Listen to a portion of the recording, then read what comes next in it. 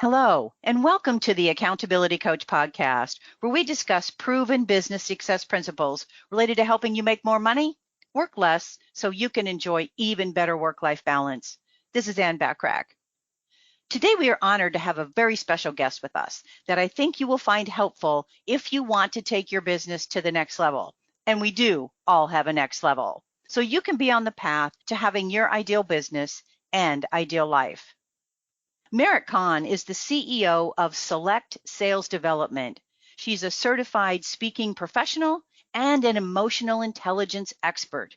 She's the author of Myth Shift, Challenging the Truths That Sabotage Success. And she wrote, performed, and produced a one-woman inspiring comedy show called Book of Merit. Welcome, Merit. We appreciate you joining us. Well, thank you. I'm happy to be here, Ann. Well, I want to just get right into it. I'm going to start with kind of a lengthy question, so hopefully we'll get to every component of it. So you talk about sales mindset.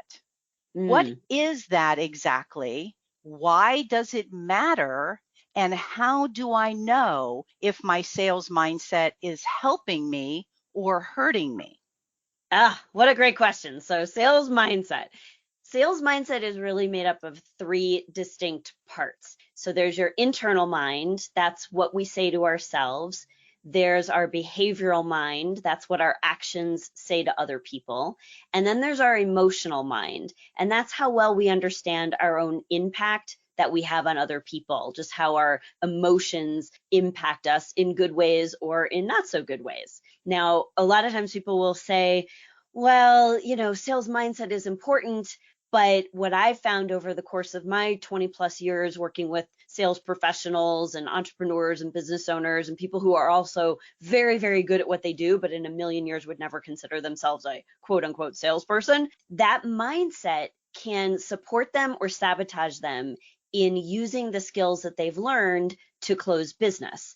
And so if you have a supportive sales mindset, that means you're empathetic with other people, you're empathetic to what they're going on, to the challenges and problems that they share with you that you might be the solution to. But at the same time, you're also well balanced with assertiveness. So when you know that you have a problem that you can solve for them, you are unafraid and unapologetic to make an appropriate offer. And so there's many things that we can do to strengthen our sales mindset. But first, it's important to identify what are the parts of our mindset that are sabotaging us, whether that's the beliefs we say to ourselves or how we interact with other people or those emotional triggers. So many people, at least I've heard them say to me, my clients anyway, or it's, hey, I don't want to be considered salesy, or I don't want to come across as salesy, or I don't want people to think I'm salesy. And my comment to them is, well, if you're being of service to people, I don't understand how you think you're salesy. How can you help them when they're thinking about those kind of things? Oh man, I wish I had $1 for every single person I've talked to over the course of my career who didn't want to be pushy and aggressive and salesy, but they wanted to be more influential with people so that people had a good opportunity to freely choose to do business with them. So in fact, we call our company SELLect Sales Development. We spell it a little funny. We spell it SELLect because selling is part of it, really, but we really want you to stop selling and start getting selected. So what that looks like is making appropriate offers and what an appropriate offer is, it's appropriate because your solution is a true answer to someone's challenge or issue or pain. And it is appropriate for them in terms of what they're able and willing to invest to solve the problem that they have. And it's appropriate in terms of you're talking to the right person who can make a decision, who that decision will impact them personally or their role in the business. And so there are lots of elements that go into make an appropriate offer. And I think why salespeople get a bad rap when they are being pushy and aggressive and salesy is when it's all about them, when it's about the salesperson reaching their quota or trying to be the answer for everything. And when it's about you as the salesperson and you are disconnected from what the value is for your prospect, then it really occurs to everyone as salesy and pushy. But when you are able to put yourself in someone else's shoes, and because of that, ask them good questions that have them think deeper about the issue that they have, then they're able to make a good decision for themselves, whether or not that means working with you. So my belief is, when you sit down and have a conversation with me in person or over Zoom or on a phone call, my job is to make sure I'm asking you good questions so that you can get to the real heart of your issue.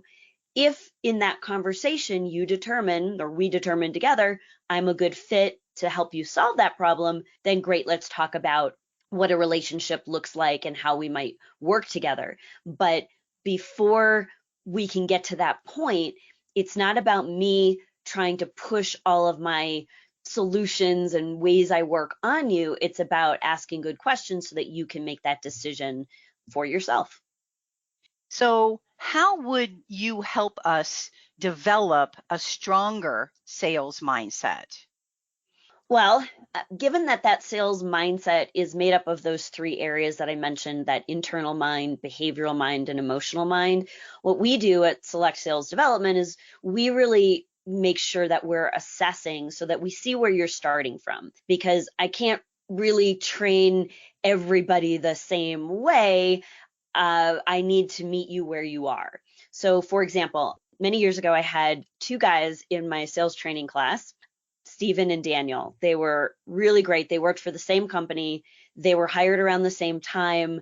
They sold the same products and services in the same territory, around the same price point. I mean, everything with these two guys was the same. And if I think back and I'm honest about it, I think they even looked alike. Like everything was the same. The challenge was, even though they sat next to each other in my training class, learning the same material from the same coach in the same moment, Stephen had some amazing results, and Daniel didn't really do much with what he'd learned. And so it forced me to take a look and see, because I wasn't really able to take credit for Stephen's success if I didn't also take responsibility for Daniel's complacency, really. And so it had me look a layer deeper. And that's really when I started to get interested in the concept of a sales mindset. And so what I learned about that by assessing them was that there were very distinct differences in how they see the world and how they were wired from that emotional mindset standpoint and their internal mindset, the beliefs that they have. So I first did an inventory. We do this in our business now, but it's really like, let's take an inventory of the things that you believe about money, about decision makers, about your own self-worth, what you think is a lot of money for you in terms of income and things like that. And those two gentlemen had vastly different beliefs about money and about their earning potential. They also had a lot of distinctions in their emotional mindset. So Stephen, as an example, was much more optimistic than Daniel. And optimism, we know, is one of the top 5 emotional intelligence attributes of top performing sales professionals. And so meeting Stephen where he was with a high level of optimism, he could see things working out. All I had to do was give him some better techniques to get to that outcome. With Daniel, recognizing that his optimism was not leading the way, so he really saw more of the obstacles in the way, not really being sure if things were going to work out in the end. So with that, that's a different mindset. If I taught them both techniques in the same way, I'd get through to Daniel, but I didn't get, or sorry, Stephen, but I didn't get through to Daniel in the same way. So I had to work with him just a little bit differently to first help him expand on his optimistic outlook.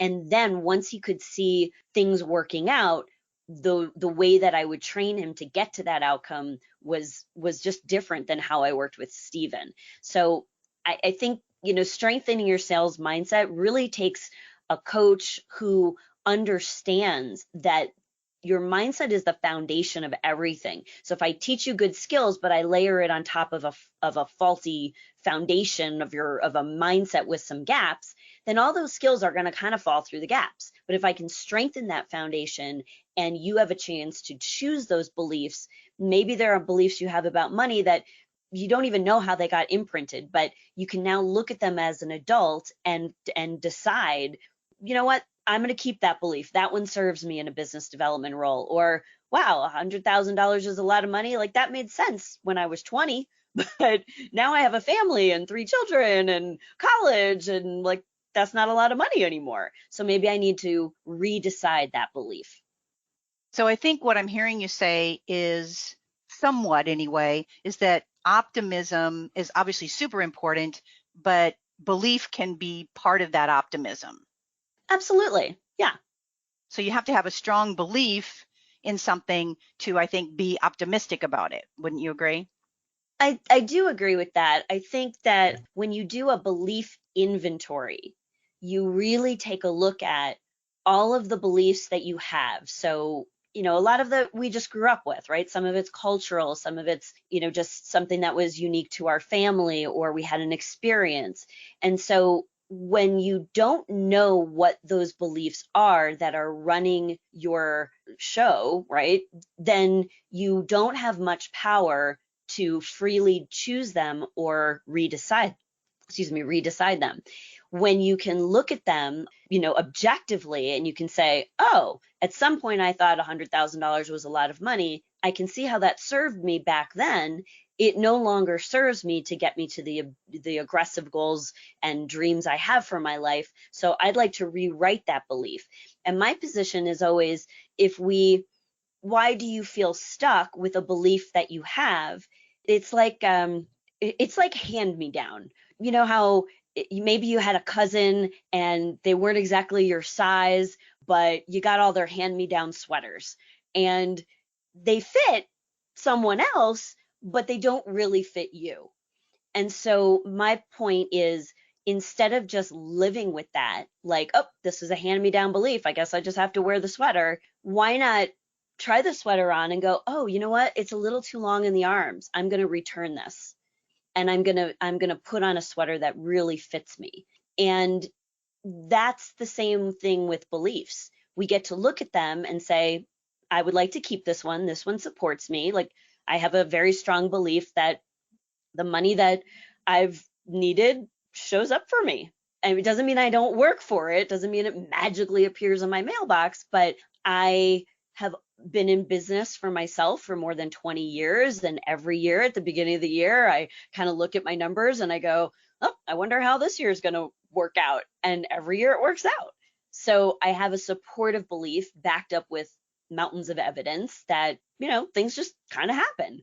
And I know that I work hard for it, but I know that that belief is supporting me, as opposed to, every year I wonder, like, how am I going to make this year work out? And then if I freak out and stress about it, that does not support me in getting to where I want to go.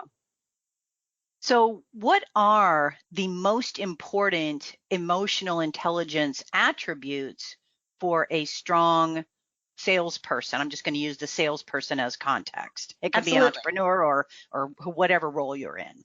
Yeah. So there's the top 5 are self-actualization, independence, self-regard, optimism, and assertiveness. So I'll just say a little bit about those. So self-actualization it's having that growth mindset. It's being interested in other things in your life, right? So it's I think about it like being well-rounded, right? Like I know that I have the capacity to learn and to grow. I'm constantly trying to get better, and I like that part of myself. So that's essentially what self-actualization is.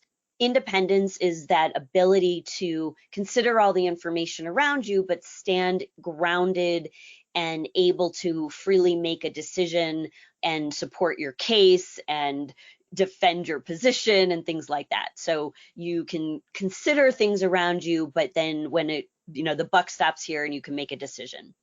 Self-regard, you might think of as confidence. It's distinct from self-esteem, which I think, self-esteem, we're looking for people from the outside to kind of build up our self-esteem.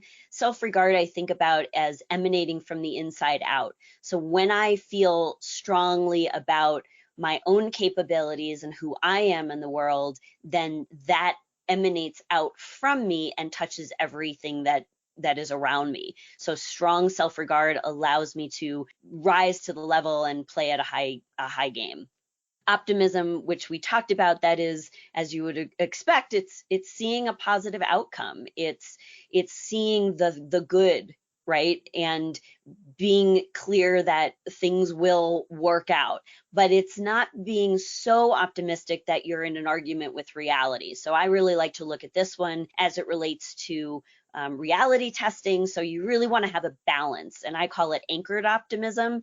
So it's optimistic, and you always want to be, have that strong outcome to pull you toward it, but you also want to balance that with some reality check, and so you're not in an argument with reality about the obstacles that are in your path to get to that optimistic goal. And then finally, assertiveness. That is very distinct from it's aggressive. It's not aggressive or pushy, but assertive person is able to, like I had mentioned earlier, empathize with someone else, but still be strong in letting someone know, I do have a solution for you. And I think a strong sales professional has just enough assertiveness to be able to say, how many would you like, to make strong and appropriate offers. This is really good stuff. I'm so glad you like it, Ann. I am really digging all this. I really am. This is, I can't take notes fast enough, actually. So this is, a lot to really think about, and how these are all intertwined in who we are, how we think, and how we present ourselves to get the outcome that we want or not. Yeah. So, yeah, they really are. And, we kind of put it together in what we call our Open for Business framework. Take a look at the ways you go to work, the action plans you have, the skill sets that you have, and most importantly, the mindsets that you have that are either helping you or hurting you to reach your aggressive goals. And that Open for Business framework is really about mindset, mechanics, and motion. So mindset, like we've talked about, is really that foundation, and then the mechanics of how you do the thing, right? Like your skill sets in terms of asking good questions and having people feel comfortable telling you their budgets and moving things through the sales process. And then motion is really about the actions and behaviors you do to reach your goals. So when we look at all three of those areas, that's when we can kind of do a deep dive and say, okay, all of these areas are going to impact each other, right? If you have a strong mindset, you're going to be in action more. When you're in action more, your skills are going to improve. So all three work together, but I could start anywhere in that trio, right? If you improve your action plan, you're going to have some better results. And so that's going to shift your mindset, give you more excitement to try some new skills, right? So it really doesn't matter where you start. It just matters that you do start.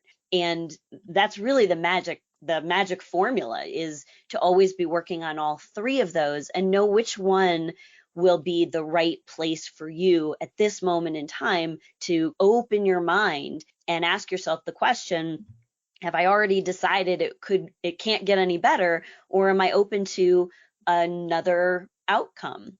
And, am I open to a new possibility? And I think when we ask ourselves that question, we can also ask our prospects and, clients that question, and it opens a dialogue for what do we need to do to improve our outcomes. So speaking about the Open for Business framework, I believe that you have a special download or something that we can take advantage of. Yeah, I'd love to share that with your listeners. A lot of people, when I talk about the Open for Business framework, they kind of like the idea of it, but it's, there's so much to it. So we put together a report, and it's a free download. So if you go to meritcon.com/podcast, you'll just fill out the information there, and we'll send you the download right away, and you can learn a little bit more about which of the aspects of the Open for Business framework really speak to you. We're actually in development. We're putting the finishing touches on an assessment so that you can answer some questions from your own perspective, and then get a better handle on which aspect of that framework is the right place for you to put some focus to get to your next level of growth. So that's in the works. So if anybody who downloads that Open for Business framework report will then be notified immediately when that assessment is live in action. Awesome. Awesome. Love it. Merritt, is there anything else that you'd like to share with us? I think you've asked some great questions, so I appreciate that, Anne. I think a lot of times I'm asked, and if you can't see me in my background, but I have a pillow in the background of my office, and it says, "Are you open to?" And I believe that those 4 words, if you got nothing else from the wealth of information that I've shared in this conversation, if you ask that question to yourself, am I open to a new possibility? Am I open to having a conversation with someone? Am I open to, really listening to an alternative perspective on anything? That is a great question to remind you to be open to the ideas and the challenges of that other people are bringing to you. But also, it's a great question to ask your prospects and your clients, your business partners, your colleagues. Are you open to another possibility? Are you open to a new way that we might go to market? Are you open to answering some questions about your business so I can determine how or if I can really be of service to you? Those 4 words really can transform so many different conversations, and it's something that I'm kind of becoming known for. And whether I'm doing a keynote at a conference or coaching conversations, I'm pretty sure you can't really talk to me for more than a few minutes without me saying some version of that question. Well, I'm going to be using it. Excellent. I love it. I'm going to take it and put it to use right away, Merritt. I love it. Very good. Well, I appreciate your time again, being here and sharing such great insights with us that can help us go to our next level. Well, it's been my pleasure to be here. Thanks, Anne. Well, my hope for our time together with Merritt is that you got value and an idea or two that will help you be even more successful, professionally and personally. Feel free to share my podcast with others, as they can be found on most podcast platforms and in most English-speaking countries. And if you'd like to get a short daily fix from me, subscribe to the Accountability Minute, which can also be found on most podcast platforms and in most English-speaking countries. And if you'd like to get more proven business success resources and tips, subscribe to my blog by going to accountabilitycoach.com/blog. And remember to aim for what you want each and every day. Until next time, make it a great day, today and every day. I appreciate you listening.